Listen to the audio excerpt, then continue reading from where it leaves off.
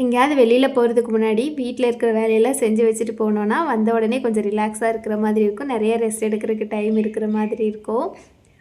அதனால் எப்போவுமே எங்கேயாவது வெளியில் கிளம்புறோம் அப்படின்னு தெரிஞ்சாலே வீட்டில் இருக்கிற வேலையெல்லாம் செஞ்சு வச்சுட்டு அதுக்கப்புறம் தான் போவோம். இன்றைக்கும் அப்படி தான் புதன்கிழமைக்கு ஈவினிங் கிராசரிஸ் வாங்கிட்டு வந்திருந்தோம். அதெல்லாம் எடுத்து வைக்க முடியல அப்படின்னு சொல்லிட்டு காலையில் வியாழக்கிழமைக்கு ஊருக்கு போக வேண்டியது இருந்தது. அதனால் அதுக்கு முன்னாடி இந்த வேலையெல்லாம் செஞ்சு வச்சுட்டு கிளம்பி போனோன்னா அப்புறம் எவ்வளோ நேரம் கழிச்சு வந்தாலும் பிரச்சனை இல்லை, நைட்டு 9 மணிக்கு வந்தால் கூட பிரச்சனை இல்லை அப்படின்னு சொல்லிட்டு கிராசரிஸ் எல்லாம் எடுத்து வச்சுட்டு தான் போயிருந்தேன். நிறையெல்லாம் வாங்கிட்டு வரல, ஒரு மாதத்துக்கு முன்னாடி தான் வாங்கிட்டு வந்திருந்தேன். அப்படிங்கிறதுனால ஒரு சில பொருள் மட்டும் மறந்துட்டு வந்துட்டேன்.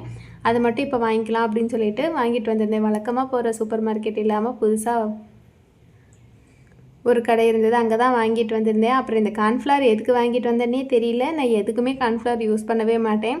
அதிகமாக நான் இந்த பொரிக்கிற ஐட்டங்கள்லாம் செய்யவே மாட்டேன். எதுக்கு வாங்கிட்டு வந்தேனே தெரியல, பார்த்தோன்னே வாங்கணும்னு தோணுச்சுன்னு வாங்கிட்டு வந்தேன். சரி ஒரு நாள் காலிஃப்ளவர் வாங்கி சில்லி போட்டுக்கலான்னு வாங்கிட்டு வந்திருந்தேன். ஒரு வழியாக 393 ரூபாய்க்கு பில்லை போட்டுட்டு வந்தாச்சு.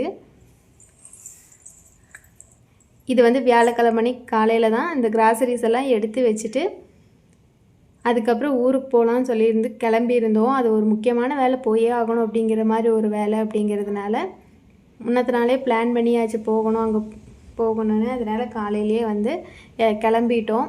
கிளம்பி கிராசரிஸ்லாம் எடுத்து வச்சுட்டு வீட்டில் இருக்கிற வேலையெல்லாம் முடிச்சுட்டு தான் கிளம்பியிருந்தோம். வீட்டில் சாப்பாடு செய்கிற வேலை எதுவும் இல்லை அப்படிங்கிறதுனால தான் கிச்சன் வேலையெல்லாம் கம்ப்ளீட்டாக முடிக்க முடிஞ்சுது. நைட்டு செஞ்ச சிக்கன் பிரியாணி இருந்ததுன்னா அதை ஆளுக்கு கொஞ்சம் சாப்பிட்டுட்டு கிளம்பிட்டோம். காலையில் வீட்டிலேருந்து கிளம்புறப்போ அவ்வளோ ஃப்ரெஷ்ஷாக இருந்தோம். ஆனால் வீட்டுக்கு வர்றப்போ ரொம்ப டயர்டாகிட்டோம். அப்புறம் ஒருத்தவங்களை பார்க்க வேண்டியது இருந்து உடம்பு சரியில்லாமல் இருந்தாங்க, அவங்கள பார்க்கலாம் தான் போயிருந்தோம். அப்படியே அவங்க எங்கள் அண்ணியவங்க ஊரும் அதுதான் அப்படிங்கிறதுனால அவங்களையும் பார்த்துட்டு வர்றப்போ நம்ம ஊருக்கும் போயிட்டு வந்துடலான்னு சொல்லிட்டு போயிட்டு வீட்டுக்கு வரப்போ 9:30க்கு மேலே ஆயிடுச்சு. பாத்திரம் கழுவிட்டு அடுப்பெல்லாம் தொடச்சி வச்சுட்டு போனோன்னா வந்த உடனே சமைக்கிறதுக்கு ஈஸியாக இருக்குன்னு சொல்லிட்டு தான் அந்த வேலையெல்லாம் செஞ்சு வச்சுட்டு போனேன். ஆனால் நாங்கள் வர்றதுக்கு 9-9:30 ஆயிடுச்சு. அப்படிங்கிறதுனால இதுக்கு மேலே எங்கே சமைக்கிறதுன்னு கடையிலேயே வாங்கிட்டு வந்து சாப்பிட்டுக்கிட்டோம். வர வழியில் மல்லித்தலை விற்றுட்டு இருந்தாங்க, அதுதான் வாங்கிட்டு வந்திருந்தோம். கட்டு 20 ரூபான்னு சொன்னாங்க, ஆனால் நாங்கள் 2 கட்டு 30 ரூபாய்க்கு கேட்டு வாங்கிட்டு வந்திருந்தோம்.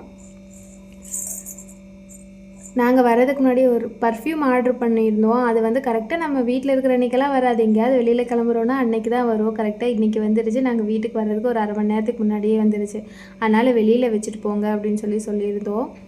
அதுதான் வந்து வாங்கிட்டு வந்தோம். எங்கள் வீட்டில் என்ன வேணாலும் இல்லாமல் இருக்கலாம், ஆனால் அந்த பர்ஃப்யூம் மட்டும் தீர வாங்கிக்கிட்டே இருக்கிற மாதிரி இருக்கும்.